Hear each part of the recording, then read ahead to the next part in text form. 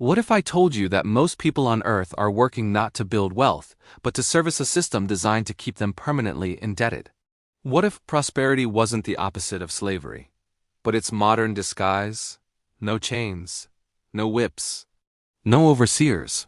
Just credit cards, mortgages, student loans, and national debt measured in numbers so large they no longer feel real. The mystery isn't why people are struggling. The real mystery is how this system convinced billions that debt equals success and why questioning it feels almost forbidden. Setting the stage, background, and hidden architecture. To understand this, we need to go back before credit scores, before central banks, before money itself felt abstract. For most of human history, debt was feared. In ancient civilizations, Sumer, Babylon, even early Roman, payable debt was recognized as dangerous. Too much debt led to uprisings, social collapse, and revolutions.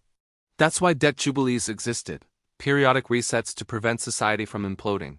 But something changed. As financial systems grew more complex, debt stopped being seen as a temporary tool and became the engine of growth itself. Banks discovered a powerful truth: money created as debt generates control.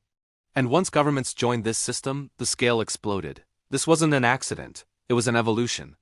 Origins, where debt became power. The modern debt system began taking shape in the 17th and 18th centuries, when private banks gained the ability to create money through lending, charging interest on money that didn't exist before the loan. Governments, constantly at war or short on funds, became customers. Instead of collecting higher taxes, they borrowed. National debt was born. Here's the crucial cause and effect moment. Money was created as debt. Interest required more money than existed. New debt was needed to pay old debt.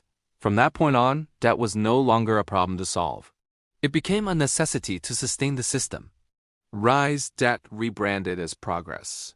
Fast forward to the 20th century. Debt was rebranded not as desperation, but as opportunity. Homeownership, mortgage, education, student loans, economic growth, government borrowing, consumer happiness.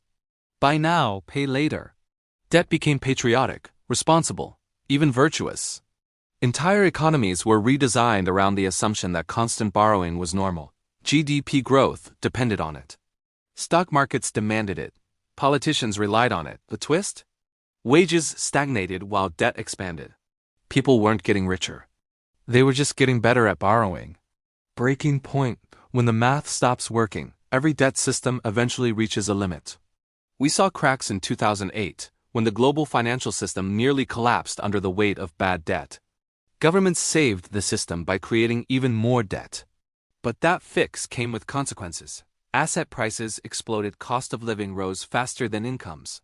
Inequality widened dramatically. Debt no longer fueled prosperity, it preserved the illusion of it. Fallout: who pays the price? Today, nations owe amounts they can never realistically repay. Individuals are locked into decades-long repayment cycles. Entire generations begin adult life already behind. The effect is subtle but devastating. People delay families' creativity is replaced by survival. Risk-taking disappears. Freedom becomes conditional on creditworthiness. Debt doesn't just control money. It controls time, choices, and behavior. Failed fixes: why solutions don't work. Central banks try stimulus. Governments try austerity. Financial institutions promise reform. But none address the core problem. A system that requires endless debt cannot deliver real freedom. Every fix treats the symptom, not the structure. Modern parallels. History repeating. Here's the shocking pattern. Ancient debt slavery tied workers to land. Modern debt slavery ties workers to payments. The chains are invisible, but the effect is the same. Technology changed. Language changed. The power dynamic didn't. Takeaways: the truth revealed. Takeaway number 1. Debt is no longer a tool. It's the foundation of modern control. Takeaway number 2. Prosperity based on perpetual borrowing is mathematically unstable. Takeaway number 3. Systems don't collapse when people suffer. They collapse when belief breaks. The real question isn't whether this system will change. It's who will pay the price when it does. And whether people will recognize the pattern. Before history repeats again. Call to action. If this made you question something you've always accepted, share it. Subscribe if you want deeper breakdowns of the systems shaping your life. And ask yourself, are you building wealth? Or just servicing debt dressed up as progress? Because the most powerful system is the one you never realize you're inside.